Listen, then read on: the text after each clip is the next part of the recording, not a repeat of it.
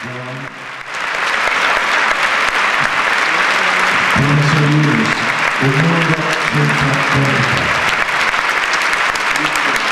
as a cultural association, a non-profit association, we care most for the well-being of the people who works with us and the people for which we do projects.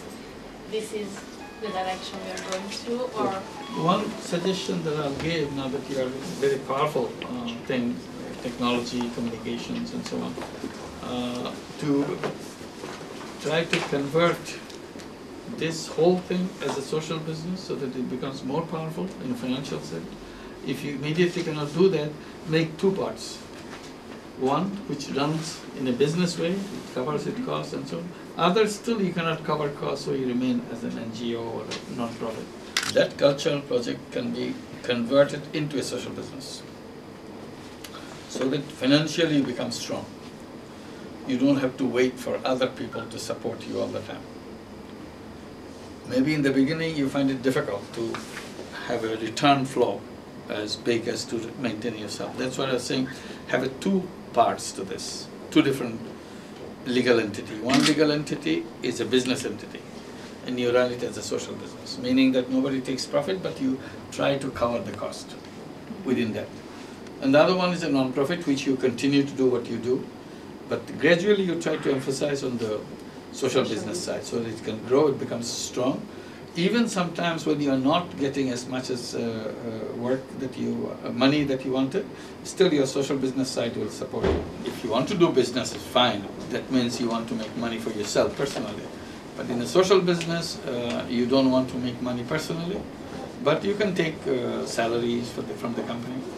You are not taking profit, but you can take salary. So you are employed, you get your investment, your return for your work. you said that women are the people. Very creative, they can impact in the family much better. Reliable than men? Yes, indeed. Good. So we have seen it again and again, both in Bangladesh and outside of Bangladesh. It happens every day. The impact in the family, if you can lift one woman in the family, she lifts the whole family together. So it's very difficult in Italy for young people because this is not a country that invests very much on young people. How can this could be changed? It has to be changed because young people is the future. So no country, no society can move on ignoring the young people. Under 25 is the most powerful segment of the society. Somehow society has to come a way how to be behind them and give them the power that they need, and that power will be multiplied in many times for the whole society. So this is one, as a kind of idea. But in the meantime, what you can do, even if they ignore, doesn't matter. You ignore them and move on, creating your own world yourself. That's how young people always did. Sometimes young people deliberately said, we don't care for you because we can create our own world. And that's what it should be. If you remember, in our time at least, in the early 60s and 70s, the hippie movement, the basic slogan of the hippie movement was, if you're about 30, you're not trustworthy. So they kind of distance themselves, anybody who is over 30. So they created their own community, and that's what the hippie community, the flower children and all those things came. So it's not new what you're saying.